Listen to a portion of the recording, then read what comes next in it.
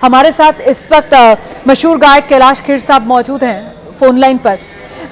कैलाश जी, अभिनेता धर्मेंद्र का यूं जाना वाकई में ये सबके लिए बेहद दुखद खबर है। हेलो कैलाश जी, आपको मेरी आवाज मिल रही है? जी, आ रही है। अभिनेता धर्मेंद्र नहीं रहे हमारे बीच, हम सभी के लिए ये एक बड़ी दुखद खबर है। आप किस तरीके से याद कर रहे हैं आज अभिनेता धर्मेंद्र को? कोई मुलाकात जो इस वक्त आपको याद आ रही हो उनसे हुई भी? हाँ, मुलाकात तो भी हमारी कई बार हुई है, और क्योंकि हमारे वो पड़ोसी भी हैं जुहू में, और हमारा थोड़ा काफी घनिष्ठ संबंध था उनके हेमा मालिनी जी की वजह से, और थोड़ा पारिवारिक है, तो बहुत हृदय विदारक सूचना है। लेकिन अभी हम मॉरिशस में हैं और उनके लिए प्रार्थना है जी। पहले तो उनके जब स्वास्थ्य थोड़ा सा डगमगाया था तभी से प्रार्थनाएं कर रहे थे। सही। भगवान उनके दिव्य आत्मा को अपने चरणों में सदगति दें। कैलाश जी, आप जिस ऊंचाई पर पहुंचे हैं, जिस शिखर पर आप पहुंचे हुए हैं, वो मिट्टी से जुड़ी हुई आपकी जो शख्सियत है, वो छवि अभी भी आपके साथ है। मतलब वो जड़ों से जुड़े हुए आप, और बिल्कुल इसी तरीके से आज सभी अभिनेता धर्मेंद्र को भी याद कर रहे हैं कि 60 के दशक में पंजाब से निकल आए थे, महाराष्ट्र मुंबई को अपनी कर्मभूमि बना लिया था, लेकिन वो जमीन से जुड़ी हुई एक शख्सियत, पंजाब से बाहर रहे लेकिन पंजाब हमेशा अपने दिल में बसाए रखा।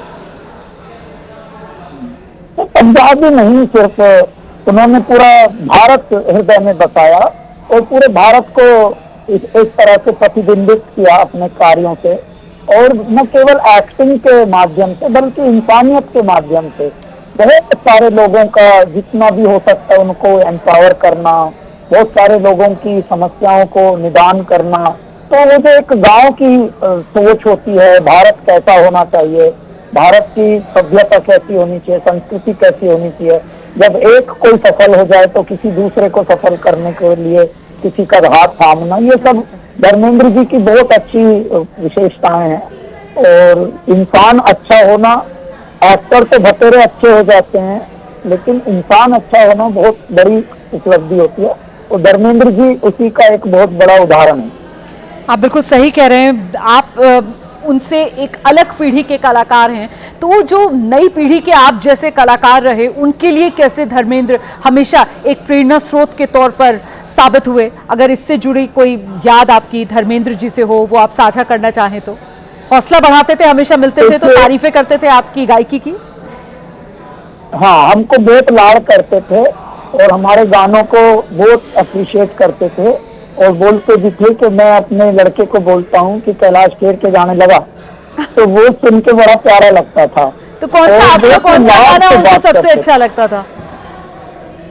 ये तेरी दीवानी गाना बहुत सुनते थे, सैया सुनते थे, बम लहरी, सबसे ज्यादा बम लहरी सुनते थे। तो बहुत उनका क्या खंडाला में फार्म है और लोनावले में हमारा भी फार्म है, तो एक दो बार जो लोग उनके फार्म पे काम करते हैं वही कारीगर हमारे यहाँ भी आते हैं, और धर्मेंद्र जी बिल्कुल अपनेपन से बात करते हैं स्टाफ को भी। तो बताते थे कि सर हम कैलाश जी के यहाँ भी करते हैं, तो बहुत खुश होते थे कि बहुत तगड़ा गायक है आजकल के गायकों में, और बहुत अच्छी गायकी करता है, अच्छा लिखता भी है, तो बहुत प्रशंसा करते थे। अच्छा है, यहाँ भी पड़ोसी जुहू में भी, तो घर पे भी हम मिले, तो जब भी मिले वो छाछ पी के जा, डिब्बे डिब्बा बोलते थे एकदम लाड़ला जी।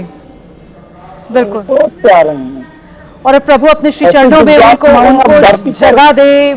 ऐसे में अब हम सभी की यही कामना है, यही प्रार्थना है उस परमात्मा से। अगर अपना कोई गीत आप इस मौके पर जो धर्मेंद्र जी को पसंद था वो गुनगुनाकर उन्हें श्रद्धांजलि दें, और अगर शिवलहरी हो जाए तो उससे बेहतर तो मुझे लगता है कोई होगा नहीं इस मौके पर। नहीं, हम ये नहीं गाएंगे, अब हम गाएंगे उनकी आत्मा के लिए जी, उनकी आत्मा की सदगति के लिए मैं गाता हूँ जी। कर ले श्रृंगार चतुर बेली, नाले धोले शीश गुंधाले, साजन के घर जाना होगा, कर ले श्रृंगार चतुर बेली। माटी ओढ़न माटी बिछान माटी में मिल जाना होगा, कर ले श्रृंगार चतुर अलबेली, नाले धोले शीश गुंडाले। कहत कबीरा सुनो भाई साधो, लौट के फिर नहीं आना होगा, कर ले श्रृंगार चतुर अलबेली। बिल्कुल, तो प्रभु अभिनेता धर्मेंद्र की आत्मा को अपने श्री चरणों में जगह दे, यही हम सबकी कामना है। बहुत धन्यवाद कैलाश खेर जी एबीपी न्यूज़ पर बात करने के लिए, अपनी संवेदनाएं देओल परिवार के लिए व्यक्त करने के लिए और इतनी अच्छी प्रार्थना करने के लिए अभिनेता धर्मेंद्र के लिए। ये दुखद खबर है आज की, नहीं रहे अभिनेता धर्मेंद्र, उनका निधन हो गया। आज ही उन्होंने अंतिम सांस ली, अपने घर पर ही थे वो, और वहीं 89 साल की उम्र में उन्होंने आज अपने परिवारजनों के बीच अंतिम सांस ली। पिछले दिनों काफ़ी बीमार हुए थे, ब्रीच कैंडी अस्पताल में उनका इलाज चला था। कई दिन तक ब्रीच कैंडी अस्पताल में वो भर्ती रहे थे। हालांकि बाद में उनकी सेहत में जब कुछ सुधार हुआ था तो परिवार की तरफ से जानकारी साझा की गई थी कि डॉक्टर्स ने इजाज़त दे दी है कि आगे का इलाज धर्मेंद्र का घर पर हो सकता है। इसीलिए परिवार ब्रीच कैंडी अस्पताल से धर्मेंद्र को घर पर ले आया था और घर में ही एक तरीके से वो छोटा सा एक हॉस्पिटल का सेटअप बना दिया गया था, एक हॉस्पिटल रूम का सेटअप बना दिया गया था और वहीं पर जो स्वास्थ्य उपचार है वो चल रहा था धर्मेंद्र का। लेकिन आज अचानक से ये खबर मीडिया के सामने आई है। हमारे साथ हमारे सभी सहयोगी बने हुए हैं, मृत्युंजय हमारे साथ मौजूद हैं और जैसा कि मृत्युंजय इस बात का जिक्र कर रहे थे कि साहब देखिए बहुत निजता का जो ख्याल है वो परिवार की तरफ से रखा गया है,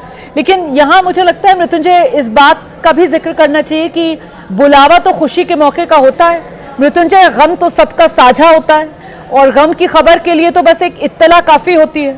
और ऐसे में जब वो इत्तला मिलती है तो जो अपने होते हैं, जिनकी लगन लगी होती है, वो तो कहीं पर भी हो सूचना मिल जाती है और उसके बाद पहुंचने लगते हैं। और शायद यही धर्मेंद्र के निधन की खबर के बाद भी हुआ कि जैसे ये खबर सामने आई है, जो भी उनके अपने दोस्त रिश्तेदार मिलने जुलने वाले लोग, हम देख रहे हैं कैसे उनका सिलसिला यहाँ विले पार्ले में पहुंचने का लगातार जारी हो गया। मृत्युंजय,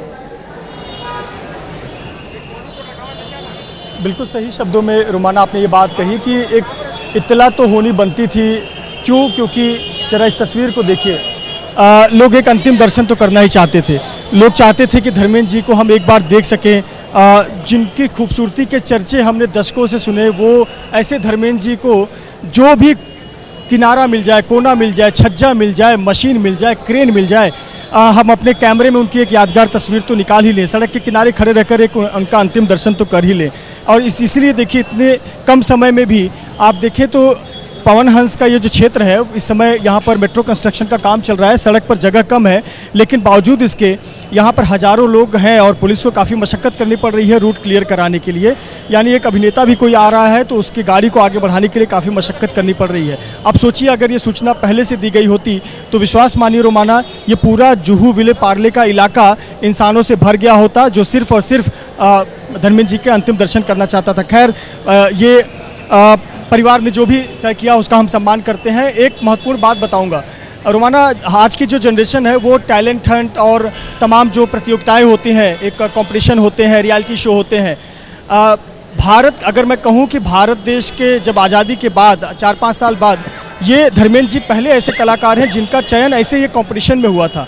उन्होंने कंपटीशन में 1954 में हिस्सा लिया था और उस समय फिल्म फेयर में नाम आने के लिए कंपटीशन चलाया जाता था, तब उसे फिल्मों में काम मिलता था। तो धर्मेंद्र जी ने वो कंपटीशन 1954 में जीता था, तब उनको फिल्म में काम मिला था। और जब पहली बार वो फिल्म के सेट पर गए थे तो देवानंद उनके पर्सनालिटी को देखकर उनको देखकर इतने प्रभावित हुए कि तुरंत उन्होंने कहा कि मेरे साथ आप लंच करिए। मतलब कितना एक व्यक्तित्व होगा, कितना आकर्षक व्यक्तित्व होगा कि देवानंद जैसे जो खुद बहुत सुंदर एक्टर थे वो कहने लगे कि मेरे साथ आप लंच करिए। और पहली सैलरी उनको 51 रुपये की मिली थी और 51 रुपये बचाने के लिए, चूँकि वो पंजाब से संघर्ष करके आए थे, 51 रुपये बचाने के लिए वो एक गैराज में रहते थे ताकि वो पैसे बचा सके और आगे उनके काम आ सके। उसके पहले वो मुंबई जब आए थे तो संघर्ष उन्होंने भी किया, उन्होंने भी एक ड्रिलिंग का काम करते थे और 200 रुपये उनका वेतन हुआ करता था।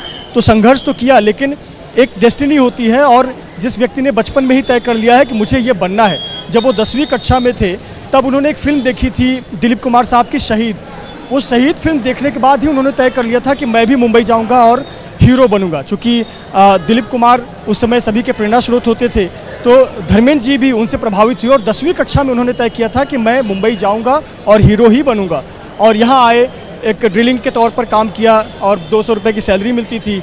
बाद में फिल्म मिल गई और इस तरह से टैलेंट हंट कंपटीशन में उनका चयन हुआ था। तो आज 2025 में, 2020 के बाद या हाल फिलहाल में जो आज की जनरेशन है वो टैलेंट हंट प्रतियोगिताओं में भाग लेती है, तो उनके लिए भी वो प्रेरणा है कि वो एक गांव से निकले, छोटा काम करते थे मुंबई में, लेकिन उन्होंने तय किया कि उनको हीरो बनना है, टैलेंट हंट में चुने गए और आज देखिए 65 साल इंडस्ट्री को दिया, 300 से अधिक फिल्में की और सबसे ज़्यादा हिट फिल्मों का रिकॉर्ड धर्मेंद्र जी के ही नाम पर होगा अगर मैं गलत नहीं होतूँ। और ये तो पहचान ही थी कि जिस फिल्म में धर्मेंद्र जी काम कर रहे हैं वो फिल्म तो हिट होनी ही होनी है। और देखिए हम अपने अगर मम्मी से, पापा से बात करें तो वो भी धर्मेंद्र जी के गीत सुना करते हैं, हेमा मालिनी जी के साथ में जो फिल्में की हैं वो फिल्मों का जिक्र करते हैं। और आज के जनरेशन भी यमला पगला दीवाना इस प्रकार के गानों पर थिरक लेती है, शादी ब्याह में गाने बज जाते हैं। तो देखिए कितनी जनरेशन को उन्होंने इंस्पायर किया है। और आज के इंस्टाग्राम, जो कि आज की हम कहते हैं जेन ज़ी जनरेशन की हथियार है, इंस्टाग्राम जैसे सोशल मीडिया साइट पर भी वो कितने सक्रिय थे कि वो अपनी शुभकामनाएं देते थे त्योहारों पर, शायरी सुनाते थे, कुछ अपनी बातें कहते थे, अपने फार्मिंग के और अन्य वीडियो साझा करते थे, स्विमिंग करते हुए, फार्मिंग करते हुए वीडियो साझा करते थे। तो देखिए आज के दौर में भी वो कितना मैच करते हैं आज के जनरेशन को। तो ऐसे व्यक्तित्व के धनी थे धर्मेंद्र जी। और अगर ऐसा व्यक्ति समाज से चला जाए, देश से चला जाए, तो देश की बड़ी क्षति तो है, इंडस्ट्री की बड़ी क्षति तो है। हालांकि एक शरीर जाता है पर उसके किए हुए कर्म तो अमर होते हैं। और धर्मेंद्र जी ने 65 साल तक इस इंडस्ट्री को जो भी योगदान दिया, भारत को जो योगदान दिया, वो तो हमेशा याद रखा जाएगा, वो हमेशा अमर रहेगा। हम उनके बॉलीवुड करियर की बात कर रहे हैं, पर हमें ये भी बताना चाहिए दर्शकों को कि वो सांसद भी थे। और मुझे याद है तो उस समय मैं कॉलेज में पढ़ा करता था, जब वो सांसद का चुनाव लड़ते थे तो वो बीकानेर के गांव-गांव में जाते थे राजस्थान के, तो उनको सम्मान के रूप में पगड़ी दी जाती थी। तो उस समय के मीडिया अखबारों में और टेलीविज़न में जो विजुअल्स देखते हैं, वो गाड़ी जितनी पगड़ी मिलती थी सम्मान के रूप में, वो सब पगड़ी संभाल कर रखते थे और सब पगड़ी वो संभाल कर अपने घर पर लेकर आए और उन्होंने हमेशा उस पगड़ी का मान और सम्मान रखा। तो बतौर सांसद भी वो बीकानेर राजस्थान की जनता से जुड़े रहे। पंजाब तो उनके खून में था और मुंबई कर्मभूमि, जहाँ पे उन्होंने करोड़ों लोगों को इंस्पायर किया और पूरा देश।